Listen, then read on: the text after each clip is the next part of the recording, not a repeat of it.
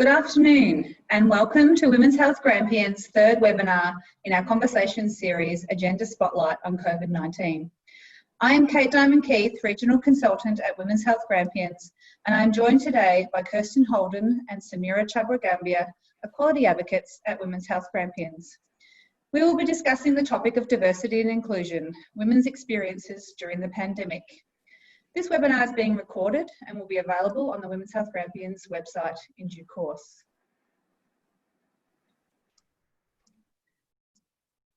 I would like to acknowledge the traditional owners of the land that we are delivering this webinar from here in Ballarat, the Wathaurong people, and pay our respects to their elders past, present and emerging, and extend that acknowledgement to the traditional owners of the lands across the Grampians region and Victoria, wherever you may be listening today. We support the Black Lives Matter movement around the world and the activism of First Nations people here in Australia.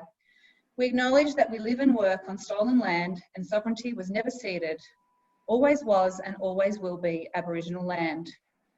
We acknowledge that racism has been going on much longer than this pandemic, and we know that Aboriginal and Torres Strait Islander women experience higher rates of violence because of the ongoing impacts of colonisation and racism and the intersection with gender inequality. In this webinar, we will be talking about discrimination and lived experience of women, a subject that affects many of us. If this raises any issues or concerns for you, please contact 1800-RESPECT, 1800-737-732, the National Family Violence Counselling Service. Today, we are going to hear from our two equality advocates, Kirsten and Samira, who will talk about their own personal experiences during the pandemic. The aim of this is to provide a spotlight on the gendered impacts and other forms of discrimination facing women during this time. This will be followed by questions and discussion with Kirsten and Samira. So if you have a question, I ask that you put your question in the chat function at the bottom and we will ask these during the question time. Our lived experience speakers today, Kirsten and Samira, are equality advocates from the Women's Health Grampians Equality for All project. The Equality for All project seeks to strengthen our partnerships in the Communities of Respect and Equality Alliance, a strategy to prevent violence against women in the Grampians region. The project aims to raise awareness of diversity with partner organisations and empower local women to champion and lead change within our communities. Women's Health Grampians has employed 10 women from a range of backgrounds and experiences, including Aboriginal women, older women, LGBTIQA+ people, women living with a disability and women from migrant and refugee backgrounds.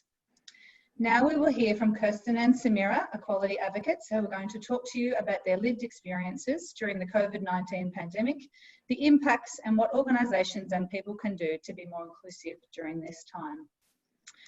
Kirsten, I will now hand over to you to share your experiences. Thanks, Kate. Hi, everybody. My name's Kirsten Holden. I am a woman living with a disability and I also identify as lesbian. My experiences within the pandemic would be unique to me, I think, in a lot of different ways. But I think one of the things that's hit home for me the most in this whole experience is probably something that I saw very early on my social media, and that is, if you want to know how to make it through lockdown during something like this, talk to a disabled person because they've been doing it all their lives. And I think for me that really did hit home because effectively I have been doing it all my life. As a woman with a disability, I do rely on other people for me to be able to access my community. Me being the stubborn person that I am, I often choose not to rely on other people as much as I can, but unfortunately it's just something that I have to do within my life because otherwise I wouldn't be having any social interaction at all with anyone.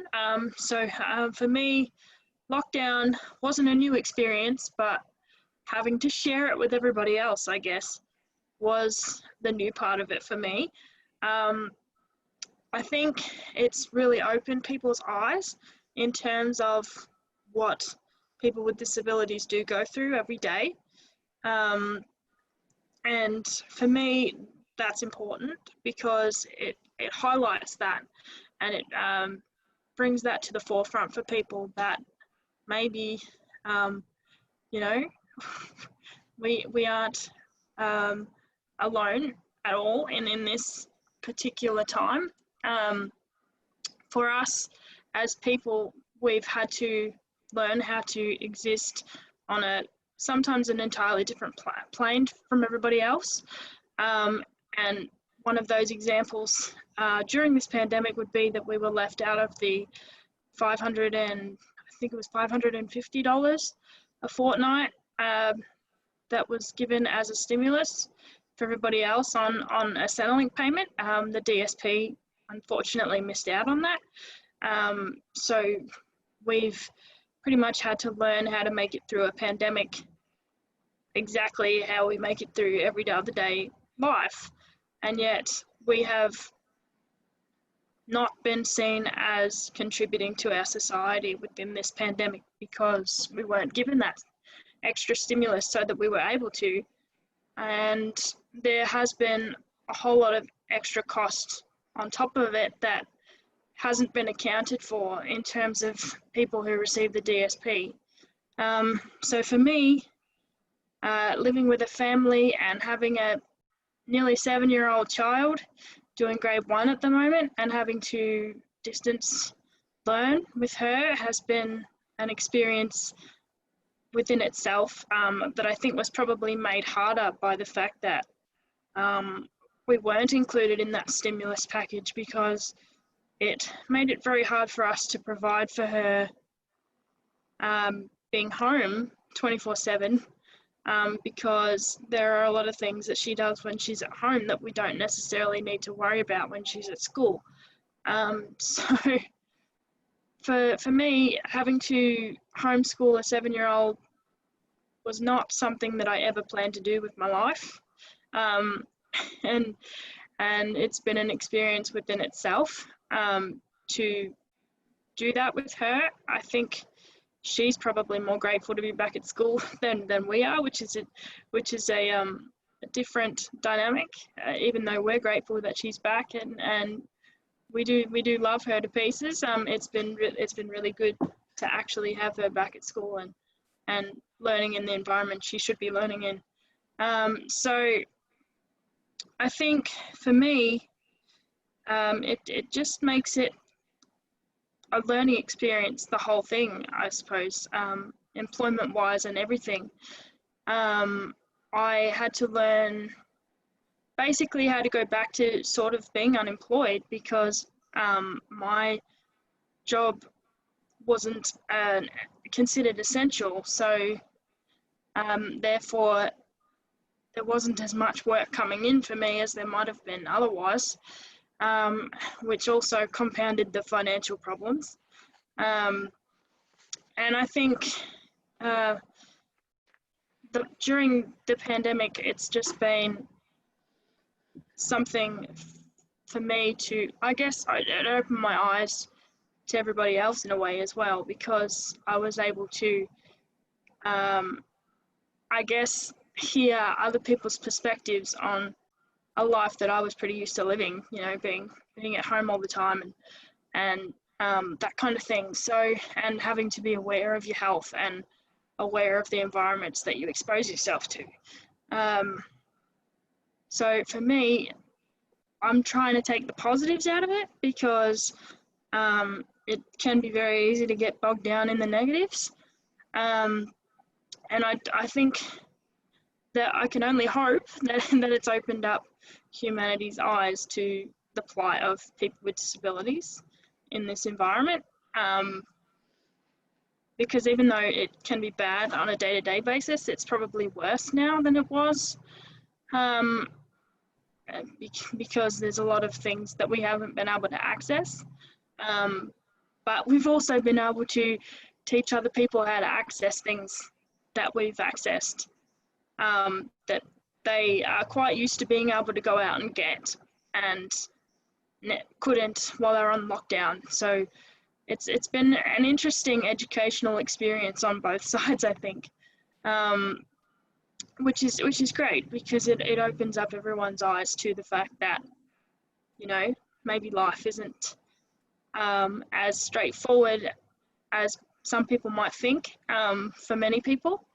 And, you know, I do believe in people with disabilities' ability to be open, contributing members of society. And I think that this pandemic has probably shown me that that needs to be something that is focused on more. However, I'm not really sure if the approach we've seen so far is actually going to contribute to that, from our government and things like that. So I think that they actually might be making it more difficult on themselves and on us without realizing it. So, but for me, yeah, like I said, I'm really trying to take the positives out of it, and I'm really trying to use it as a learning experience and use it as an opportunity to develop more skills for myself, I suppose. And it's hard to put into words, because I do really think that humanity has needed this experience. We've needed to see what happens when something like this occurs, and we've been able to watch our planet changing while all of this is going on, and I'm hoping that the people living on the planet will change as well, in response to that. But it definitely does compound a lot of things. I think for me, being an LGBTIQ plus person as well, and having to live within two minorities, is a different experience within itself again. So it definitely has made my experience something that I probably didn't expect it to be. I do feel like there is a big need for telehealth to become probably a permanent fixture within the medical field, because it has made things a lot easier, and a lot more accessible for people like me who, you know, might have to be up 2 or 3 hours before an appointment in order to be ready for that appointment. And, you know, it takes us that 2 or 3 hours to get ready for a 10-minute appointment. Kirsten, could you Yes. tell everybody, you know, talking about telehealth, could you share just about, you know, your ability to access telehealth mental health services? I think I've been one of the lucky ones, because I have had internet access within this pandemic. And for me, it was just a given that would be something that I would access. I'm also immunocompromised due to not having a spleen, so going out in society during a pandemic like this simply wasn't an option for me. So I think having telehealth to access has made it so much easier for people like me who do need to access those services. And also, for a mental health service, has also allowed me to be in an environment where I feel comfortable within myself, which has allowed me to open up more than I might have going into an office, and you know, has been able to help me get like the treatment that I need in a much more comfortable and accessible manner for myself. Thank you. Yeah. Thank you, Kirsten, for sharing your experiences. We'll have a little bit more time with Kirsten when we get to the question time. Samira, I'd like to hand over to you now to share your experiences. Thank you, Kate. Good afternoon, everyone. My name is Sumira Chabra Gambhir, and I'm originally from India, but from past 7 years, I'm living in Australia. I have done double masters here in counseling and social work, and currently I'm on international student visa that has a restriction that I can't work more than 20 hours per week. So considering that, and having 2 children under my care, which are aged 9 and 2, I ended up having a casual position rather than having a part-time permanent position, because not many positions as a part-time permanent position come up with these working hours. So so that's me. And now I would like to talk about how this COVID-19 impacted me throughout this lockdown.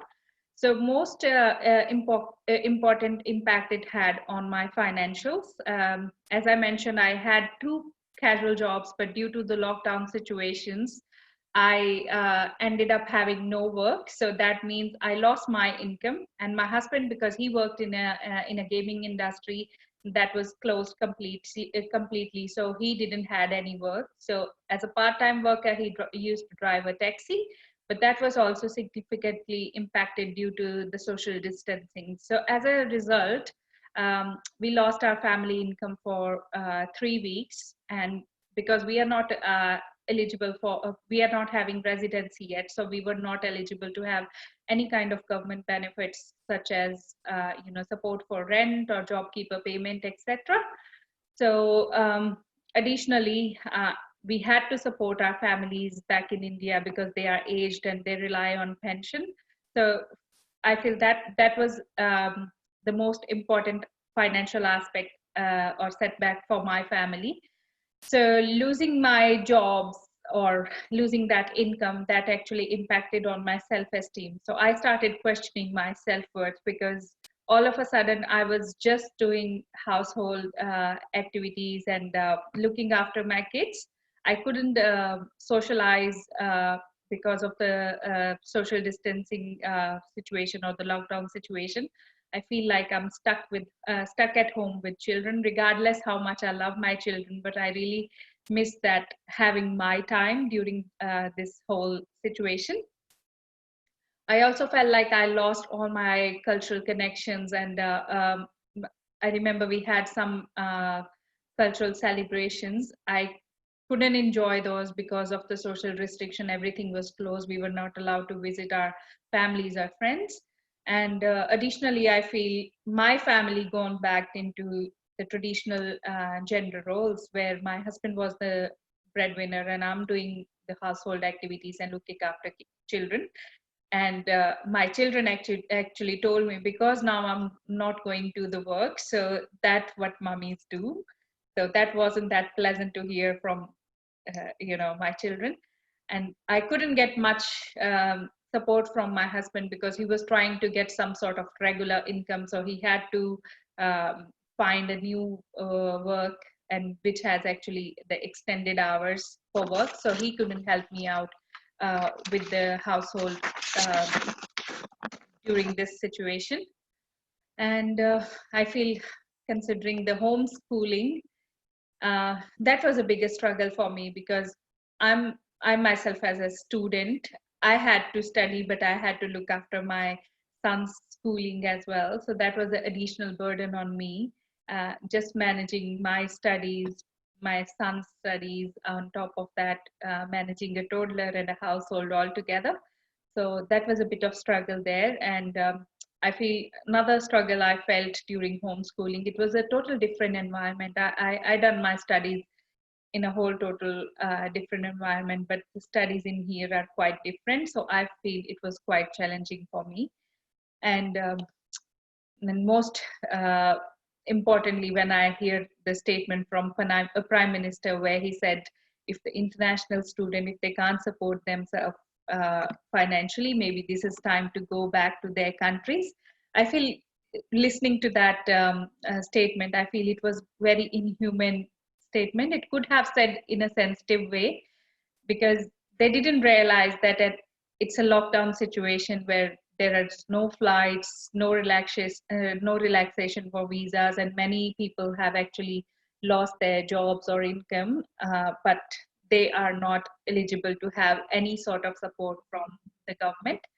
So I actually ended up having a panic attack after I hear that statement, and that was the worst part of my experience during this lockdown situation. I feel, in terms of support, the only support I could think of that was through the Indian Community Initiative, and that community came up together. A few families to take that initiative without having any benefits from government or any other community. They decided to provide support to international students who might be struggling with groceries and food. That was the only support network I had during this COVID-19. And overall, it was a big setback for me in terms of finance and my emotional and mental well-being as well.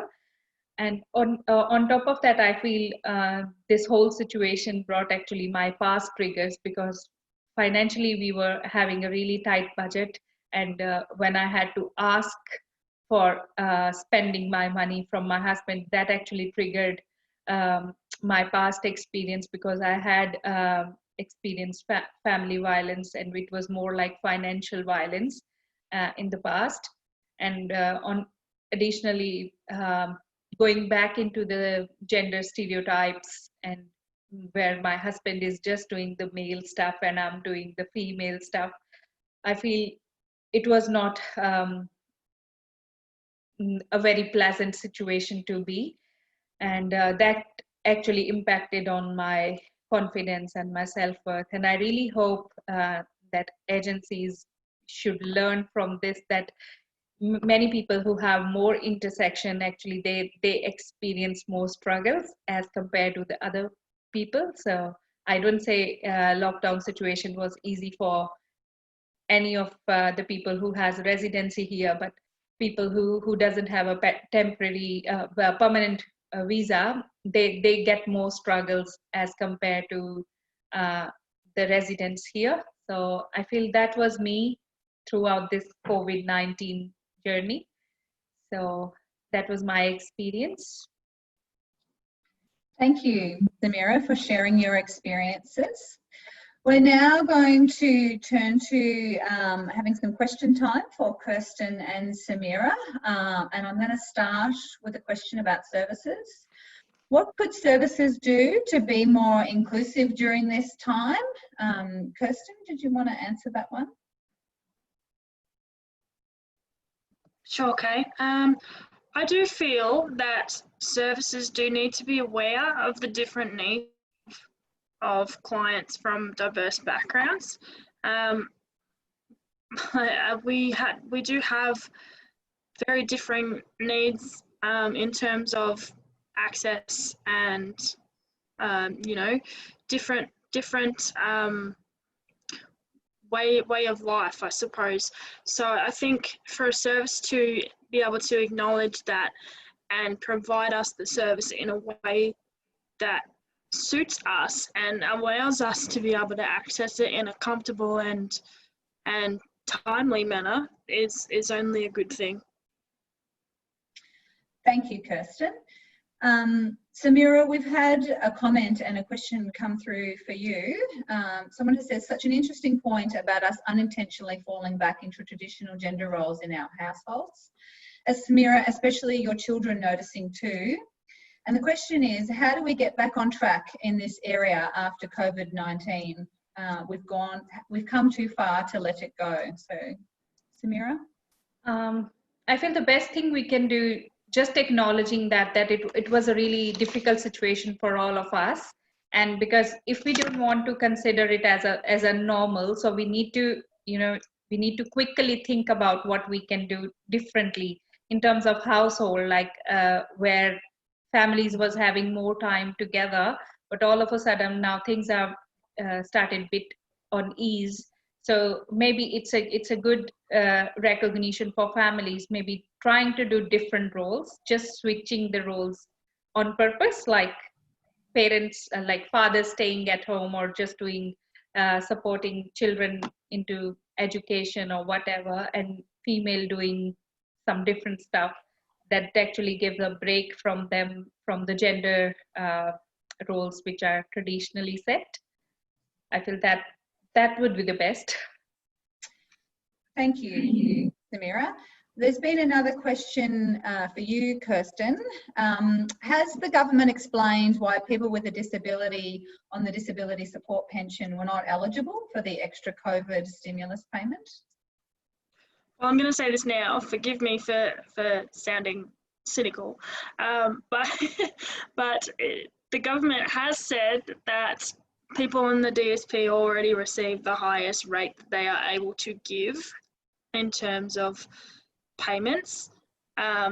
This isn't true in any way, shape, or form. The JobKeeper payment, was actually a lot higher than the current rate of DSP, which, I think in terms of how our government does manage that particular thing, we've had campaigns from the Greens in this time to try and change this, none of which have been successful, unfortunately.